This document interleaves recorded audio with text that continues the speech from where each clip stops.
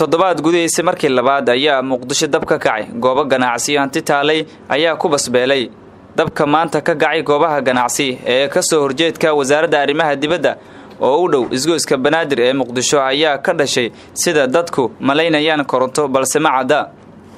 dukaanku dabka ka bilowday kuwa kale oo u dhow ayaa dhammaan basbeelay waxaana dabka oo xooganaa durbadiiba goobta gaaray dabdamisyada magaalada ka howlgala mid ka mid ah ganacsatada goobaha gubtay ayaa warbaahinta ugu sheekeeyay qasaaraha ilaa iyo xilligan ay og yihiin waa dab waaye aniga dukaankan sagal balanbir aan leeyahay maamulaha dukaankan hay marka dab baa ka kacay dabku wuxuu ka kacay qaybta gadaale ee saan qiyaasayno iskoolka kushiinkiisu ka kacay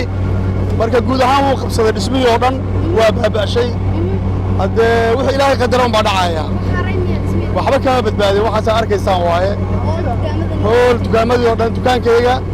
carwadii ku dhaganaa dukaamadii ku dhaganaa harqaanadii kulli waa baaba'een dhismihii oo dhan waa baaba'ay wallaahi haddee waxaan ku qiyaasi kara male because aniga kayga oo kale waa qiyaasi karaa khasaare aad iyo aad u weyn waaye ilaahay subxaana wa tacaala aan naga samata baxsho dabka muxuu ka bilowday wallaahi dabka wuxuu ka bilowday dib baa laga soo sheegi doonaa baaritaanka bacdi laakiin waxaan qiyaasaynaa qaybta gadaalo oo iskoolka naga dambeeya uu kushiin ugu yaallo halkaan dabka yimid aan qiyaasaynaa laakiin ilaahay baa og waa khasaaro weyn oo baahsan waaye annaga ma khasaaro nafeed ma jirto laakiin hantidiisa waa baaba'day guud ahaan gurigana waa baaba'ay hantidina waa baaba'day marka ilaahay noo yeesho insha Allah muddo saacada ayay qaadatay in dabka lagu guulaysto damantiisa waxaana sidoo kale hakad galay socodka gaadiidka iyo kan ganacsi ee wadada Banaadir ilaa Soobe gudoomiyaha degmada Hodan ee ka tirsan halka uu dabka khasaaraha badan geystay ayaa keenan la hadlay waa maasantiin si aad u jeedaan khasaarahani waa mid aad indhiina ku arkaysaan waxa uu ka kacay sidaan xogta ku hayno koronto goobta rasmiga ay korontaas dabkeedu ka kacana ma hayno markii dabku kacayna dadku waxayna soo gaarsiiyeen in dab kacay annaguna waxaan dalabnay gaadiidka dabdamiska qaybtiisa gobolka Banaadir iyo qaybta shirkadda Hormuud waxaan la joogaa agaasimihii dabdamiska gobolka Banaadir dabkana waxaan ka soo gaarnay muddo 20 daqiiqo ku siman waqti 40 daqiiqo ka yarna uu ku joogsaday si aad la socotaan hadda waa soo gabagabeynay waxaana ku guulaysanay inuusan ku faafin goobaha ku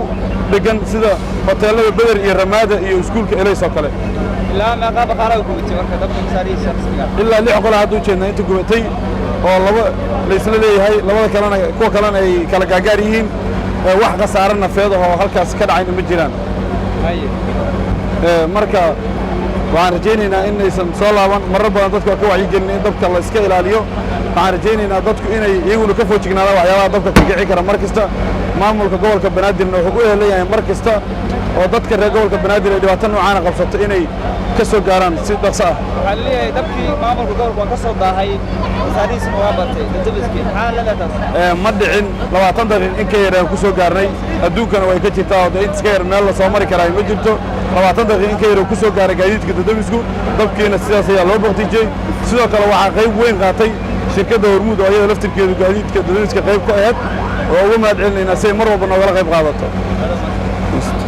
walaac badan ayay qabaan ganacsatada suuqyada magaalada Muqdisho kadib jimcihii oo dab ka kacay bakaaraha iyo maanta ay goobo ganacsi ay ku gubteen meel u dhow isgoyska Banaadir